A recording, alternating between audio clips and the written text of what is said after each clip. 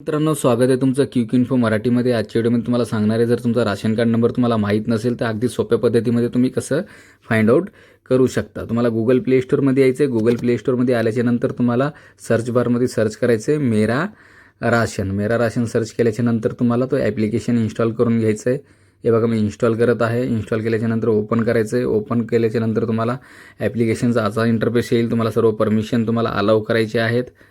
हे बघा, ओपन होईल. ओपन झाल्याच्यानंतर मला लँग्वेज सिलेक्ट करायची आहे. त्याच्यानंतर गेट स्टॅटसवर क्लिक करायचं आहे. मग तुमचा आधार नंबर टाकायचा आहे. आधार नंबर टाकल्याच्यानंतर कॅप्चर फिल करायचे आहे. कॅप्चर फिल करून तुम्हाला लॉग इन विथ OTPचं खालती ऑप्शन आहे, त्याच्यावरती क्लिक करायचं. चला, मी लॉग इन विथ OTPवर क्लिक करतो.